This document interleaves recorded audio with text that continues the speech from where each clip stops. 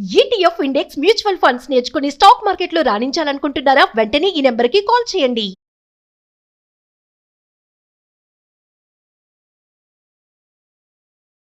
నమస్తే రమ్మగారు. నమస్తే జయ.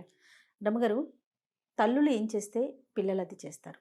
తల్లి తండ్రి, ముఖ్యంగా తల్లి కదా, అది మంచైనా చెడైనా ఏదైనా ఏ లక్షణమైనా ఫ్యామిలీ నుంచే వస్తుంది. కానీ మనం ఎంత సక్రమంగా ఉన్నా, ఎన్ని మంచి బుద్ధులు నేర్పిస్తున్నా కూడా ఎన్నో అఘాయిత్యాలు చూస్తున్నాం కదండి. పిల్లలు, చిన్న చిన్న పిల్లలు, టీనేజ్లో ఉన్న పిల్లలు, అది వెంటనే ఎటొచ్చేస్తుంది, పెంపక లోపం అనే మాటే మనం వింటూ ఉంటాం ఎక్కువగా. నిజమేనా, లేకుంటే సమాజం యొక్క ప్రభావం ఉంటుందా పిల్లల మీద? నిజంగా పెంపక లోపమేనా? తల్లిదండ్రుల ప్రభావం ఎక్కువగా ఉంటుంది జయ.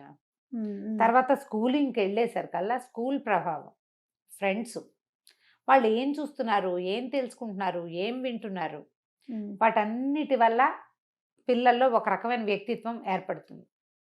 అఘాయిత్యపు ధోరణి, కొట్టైనా తనకు కావాల్సింది చేయించుకోవటం, పోట్లాడైనా తనకు కావాల్సింది లాక్కోవటం, ఇవన్నీ కూడా ప్రధానంగా ఇంట్లో, తర్వాత స్కూల్లో డెవలప్ అవుతాయి.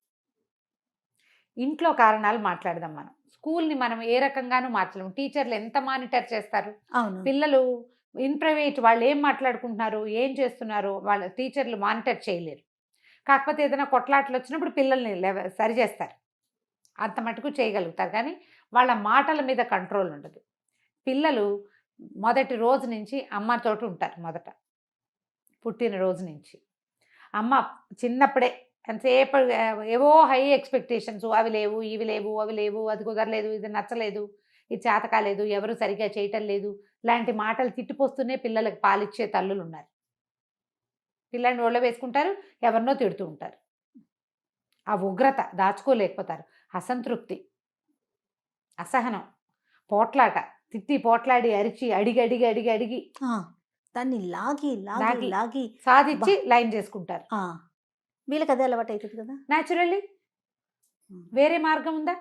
ఇంట్లోనే ఉంటారు కాబట్టి ఇంట్లోనే ఉంటారు. పిల్లలు చూస్తూ ఉంటారు, అమ్మ నాన్న పోట్లాడుకుంటారు.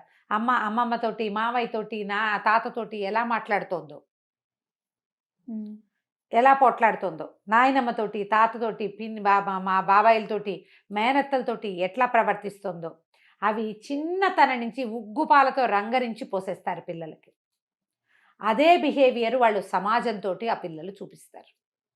పోట్లాట కోరుతనం, తప్పు తనదైనా ఎదుటి వాళ్ళది చేయటానికి చూడడం, నాదే తప్పు, గాసిపింగ్, అది మరీ భయంకరం. తప్పు ఏదైనా ఎవరింటికైనా వెళ్తే వాళ్ళ ఇంట్లో నాతో పని చేయించారు అని చెప్పటం. మేనత్ ఇంటికి వెళ్ళారు, అక్కడ ఏదో పని చేశారు, ఏ తప్ప? నువ్వు ఇంట్లో పని చేయిస్తే నీకు మేనత్ ఇంట్లో పని ఎక్కువ కాదు కదా చెప్పడం. అనగా మా పిల్లల్ని అక్కడ పంపించావు, మా వాళ్ళ ఇంట్లో పనులన్నీ పిల్లల చేత అన్ని పనులు చేయిస్తారు. ఏమి నీ పిల్లలు ఏమన్నా కింగులే, మనుషులు కాదు? ఇలాంటి ధోరణి మాకు లేదు అని చెప్పగలమా మనం? మన పిల్లల్ని ఎవ్వరూ ఏమనకూడదు. పైగా అత్తగారితో ఏదైనా తగాదా వచ్చినా పిల్లల్ని కొడతారు కదా. అంటే ఎవరి మీద కోపం వచ్చినా, ఎవరు అలుసుగా ఉంటే వాళ్ళ మీద తీర్చుకోమని నేర్పించడం. ఎక్కడో ఏదో టెన్షన్గా ఉండి ఇంటికి వచ్చి తిట్టి పిల్లల మీదకి వస్తారు, పెళ్ళాల మీదకి వస్తారు. భార్యల్ని తిట్టే భర్తలు ఎంతసేపు మాట తేడా వస్తే కొట్టేయడం, చేతులు ఎత్తేయటం. పిల్లలు ఎత్తరా? చాలా సినిమాల్లో మాత్రం చూస్తాను జయ మనం. తల్లుల్ని చాలా కష్టపెడితే తండ్రులు, పిల్లలు భార్యల్ని అద్భుతంగా చూసుకుంటారు, తల్లిని ప్రేమగా చూసుకుంటారు అని నమ్ముతాం మనం సినిమాలు చూసి. కానీ నిజ జీవితంలో అట్లా జరగదు. చిన్నతనం అంతా తల్లి తండ్రి కొట్టుకోవటం, లేదా తల్లిని తండ్రి కొట్టడం, మ్యాన్ హ్యాండ్లింగ్ చేయటం రెగ్యులర్గా చూసి దానివల్ల ఏడ్చిన పిల్లలు కూడా 30 ఏళ్ళు వచ్చాక భార్యల్ని కొట్టేస్తారు. భర్త భార్యని కొట్టచ్చు అనేది ఫిక్స్ అయిపోయి ఉంటుంది బ్రెయిన్లో. రెగ్యులర్గా కొట్టరు, ఏదైనా సందర్భం వస్తే ఆమె కొట్టేలాగా చేసిందని చెప్తారు. నేను కొడదాం అనుకోలేదు, నాకు అసలు కొట్టడం అంటే ఇష్టమే ఉండదు. మా నాన్న చిన్నప్పుడు మా అమ్మని కొట్టేవాడు, నాకు అస్సలు నచ్చేది కాదు, నేను కొట్టదలుచుకోలేదు. ఆ అమ్మాయి అంత ఎక్స్టెంట్ తీసుకొచ్చింది. మా అమ్మ కూడా ఇట్లనే చేస్తుంటుంది మా నాన్నతోటి. ఈ డైలాగులు విన్నాను నేను, అందుకని చెప్తున్నా క్లియర్గా. ఎన్ని చోట్ల కనపడతాయో చేసుకుంటారే, అది చూస్తారు వాళ్ళు.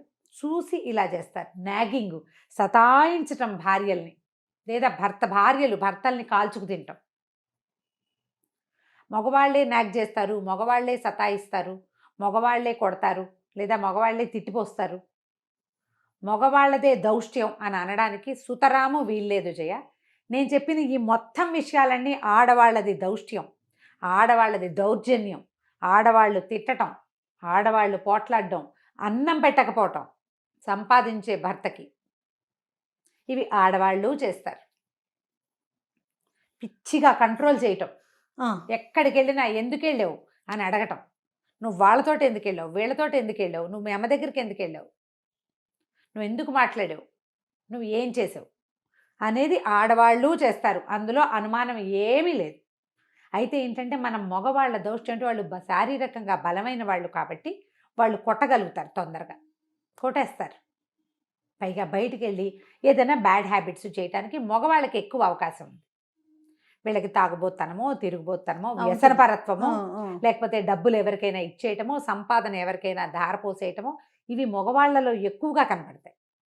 ఆడవాళ్ళకి అవి తక్కువ ఉంటాయి. వీళ్ళకి అవకాశాలు లేవు కదా, అలాంటివి ఉండవు. ఆడవాళ్ళకి తాగుబోతనము అవన్నీ మనం చెప్పలేకపోతాం. కానీ దౌష్ట్యం, దుర్మార్గంగా ప్రవర్తించడం, వాళ్ళ అమ్మని, చెల్లిని, నాన్నని దగ్గరికి రానివ్వకుండా చేయటం, అతని వైపు చుట్టాలందరినీ కట్ చేసేయటం, వాళ్ళు తమ సొంత అమ్మా నాన్నల్ని మాత్రమే తమ ఇంట్లోకి రానివ్వటం, తన అన్నదమ్ములు మాత్రమే తమ ఇంట్లో ఉండాలనుకోవటం, ఇవి ఆడవాళ్ళ దగ్గరే ఉంటాయి. ఇవన్నీ చూస్తున్న పిల్లలు ఇలాగే ప్రవర్తిస్తారు తప్ప చిన్నప్పుడు కష్టం తోచినా కొంచెం పెద్దయ్యాక వాళ్ళు ఈ మైండ్ సెట్ ఆ 14-15 సంవత్సరాల లోపల వయసులో ఏవి చూస్తారో అవే ఫిక్స్ అయిపోయి సమాజంతో కూడా అదే రకమైన ప్రవర్తన. అమ్మ పోట్లాడి ఏడ్చి సాధించుకుంటుంది, గొడవ చేసి సాధించుకుంటుంది. ఆడపిల్ల అదే నేర్చుకుంటుంది, మగపిల్లాడు అదే నేర్చుకుంటాడు. ఆఫీసుల్లో పోట్లాడతారు, బస్సులో యుద్ధం చేస్తారు, వాళ్ళు ఎక్కడైనా చేస్తారు, అన్నిటికీ పోట్లాడేస్తారు. ఆ దురుసైన ప్రవర్తన. కొట్టి భర్త ఒప్పిస్తాడు భార్యని దేనికైనా, 2 దెబ్బలు కొట్టాక ఆవిడ ఊరుకుంటుంది. పిల్లలు కూడా కొట్టి లాక్కుంటారు ఎవరి దగ్గరైనా, అదే నేర్చుకుంటారు. పెద్ద పిల్లలు చిన్నపిల్లల్ని కొడతారు, పెద్ద పిల్లలు చిన్నపిల్లల్ని విసిగిస్తారు, పెద్ద పిల్లలు చిన్నపిల్లల దగ్గర లాక్కుంటారు. లేదా చిన్నపిల్ల ఏడ్చి సాధించడం నేర్చుకుంది అనుకో, అది రాగాలు పెట్టి ఏడుస్తుంది, వాళ్ళ అమ్మ ఏడిచినట్టు. అది ఏడుస్తుంది కాబట్టి దానికి ఇచ్చేయాల్సి వస్తుంది. అది పెద్ద అయ్యాక కూడా అలాగే చేస్తుంది, ఎమోషనల్ బ్లాక్మెయిల్ చేయటం. ఇవన్నీ కూడా మన ఇళ్లల్లో నుంచే వస్తాయి. ఇది ఇప్పుడు ఎలా అంటే ఒక సైకాలజిస్టులు కూడా ఇవే మాటలు చెప్తారు. తీరిగ్గా ఒక 5 నిమిషాలు కూర్చుని అసలు మనము మన మన పిల్లల మనస్తత్వాలు, మన భర్త మనం ఆలోచించుకుంటే ఇవన్నీ కనపడతాయి. ఒక్కసారి విశ్లేషణ సెల్ఫ్గా చేసుకోవాలి.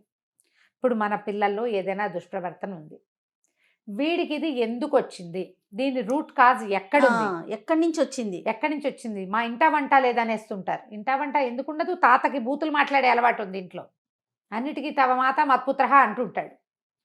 పిల్లడికి రాదు, వస్తాయి కదా ఖచ్చితంగా. ఇప్పుడు పల్లెటూర్లలో ఇదివరకు చదువులేని రోజుల్లో, చదువులేని కాలంలో, ముందడుగు లేని రోజుల్లో ఓకే. ఇప్పుడు కూడా ఇప్పుడు సినిమాల్లో అబ్బో కొన్ని సినిమాలు నాయన ఆ భాష ఏమిటో తెలీదు, ప్రతి వాళ్ళని అవే మాటలు. ఈ బూతులు ఆడకపోతే మాట్లాడలేము అనే సంస్కృతి ఎక్కడి నుంచి వచ్చి ఏం కల్చరో తెలియదు వీళ్ళకి. మళ్ళీ దాన్ని చూపించకూడదని ఒక బీఫ్ వేయటం, వేస్తారు. అందరికీ అర్థమయ్యే విషయమే అది.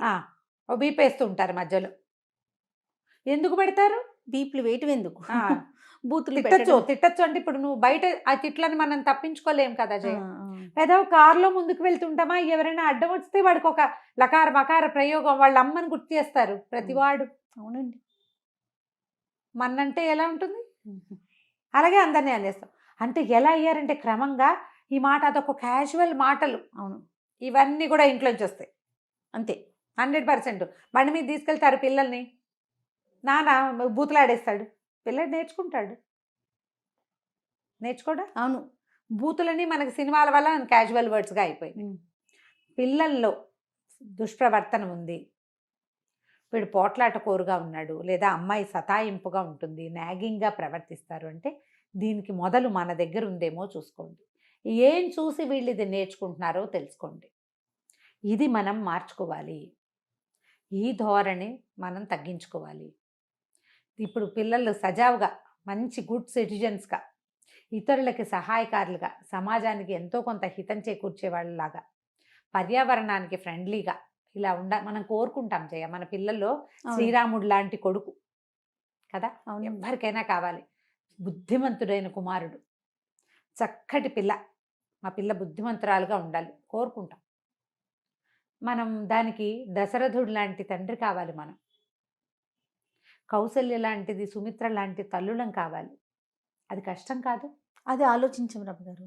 పిల్లల్లోనే వెతుకుతాం తప్ప మనలో ఉన్నది మనం ఎలా ఉన్నాం అనేది మనం ఆలోచించలేకపోతున్నాం. దానికి జస్టిఫికేషన్ ఏం చేసుకుంటామంటే, మనకున్న చాలా సమస్యలు వీళ్ళంతా ఇట్లా సతాయిస్తున్నారు, అందుకే నేను ఇలా ఉన్నాను అని. ఎవరు సతాయించినా సరే, నీకంటూ ఒక ప్రత్యేకమైన పంధ, ఒక పద్ధతి, ఓకే ఇవాళ నుంచి మనం మార్చుకుందాం. ప్రతిదానికి ఇరిటేట్ అవ్వద్దు. లెట్ గో చేద్దాం, లెట్ ఇట్ బి. అది ఎలా ఉంటే అలా ఉంటుంది.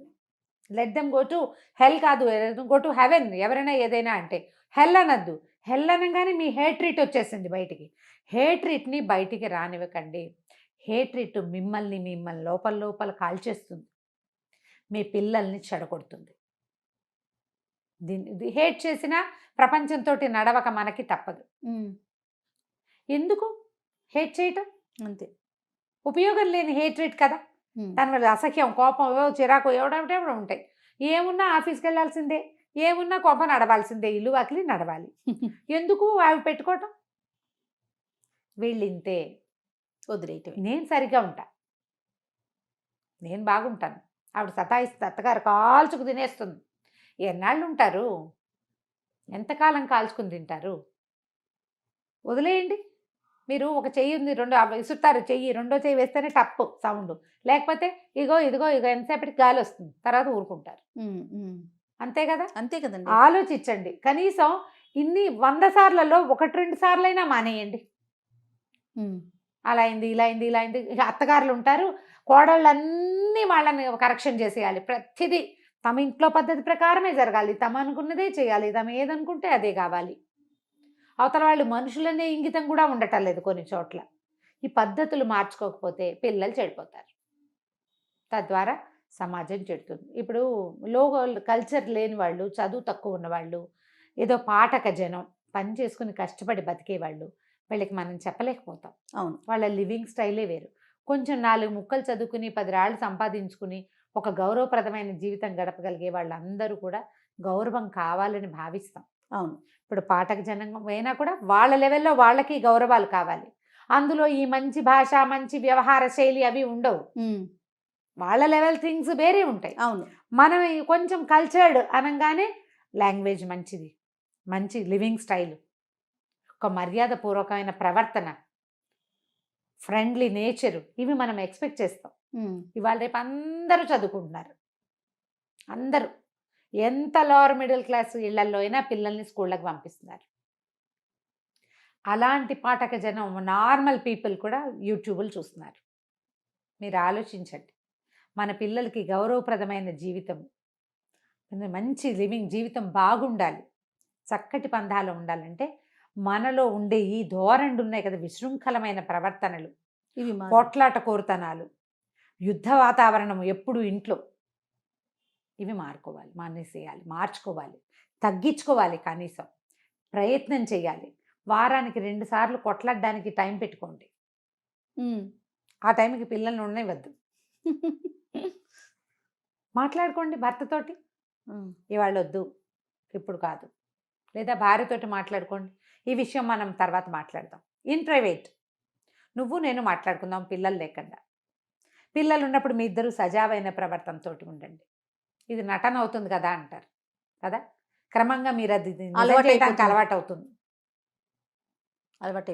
దురుసుగా తిరగబడద్దు ఒకళ్ళతోటి ఒకళ్ళు, పిల్లల ముందు, పెద్దవాళ్ళ ముందు, గెస్ట్ల ముందు, స్నేహితుల ముందు, కాలీగ్స్ ముందు పరువులు తీసేసుకోవటం, పని వాళ్ళ ముందు ఏదో ఒకటి ఒకళ్ళనొకళ్ళు అనేసుకోవటం చెయ్యొద్దు. దానివల్ల ఏమవుతుందంటే కుటుంబ వాతావరణము కలుషితం అయిపోతుంది. పిల్లలు అవన్నీ నేర్చుకుంటారు. ఎవరున్నా సరే తమ తాలూకు అయిష్టాన్ని తెలియజేసేస్తారు. ఎవరైనా ఉంటే ఆగాలి అనేది అర్థం కాదు. ఎవరైనా ఉన్నప్పుడు ఎక్కువ చేసేస్తారు. నేర్పించాలి కదా మనం. ఆలోచించి చూడండి. ఇందులో కొన్ని పాయింట్లైనా ప్రతి వాళ్ళకి తగులుతాయి. మనం అంటే కనెక్ట్ అవుతాం దానికి. మనం ఎక్కడెక్కడ కనెక్ట్ అయ్యామో కరెక్ట్ చేసుకోండి. ఇప్పుడు నేను ఇన్ని చెప్పానా, నాకు కూడా 2-3 కరెక్షన్స్ తగిలినాయి. ఇప్పుడు నేను కూడా కరెక్ట్ చేసుకోవాలి. ఎస్, ఇప్పుడు ఎంత తెలిసినా మనకి, ఎవరికైనా ఎంత తెలిసినా మనం కూడా మనుషులం కదా జయ. కరెక్ట్ చేసుకోవటం ఇంపార్టెంట్, చేసుకోవటం ఇంపార్టెంట్. మనుషులం కాబట్టి ఏవో ఏవో ఏవో తగులుతూనే ఉంటాయి, తప్పులు జరిగిపోతూ ఉంటాయి. వీటిని మళ్ళీ మళ్ళీ మళ్ళీ సెట్ చేసుకుంటూ ఉండాలి. లైఫ్ చివరి దాకా సెట్టింగ్స్లోనే ఉంటుంది జీవితం. నీకు సెట్ చేసుకునే ఉద్దేశం ఉండాలి, సెట్ చేసుకునే విధానం తెలియాలి, సెట్ చేసుకోవాలి. అంతే. ఇది గనక చేస్తే చక్కగా వెళ్తుంది జీవితం. మన పిల్లలు మంచి పౌరులుగా ఉంటారు, దుష్ప్రవర్తనలకి వెళ్ళరు.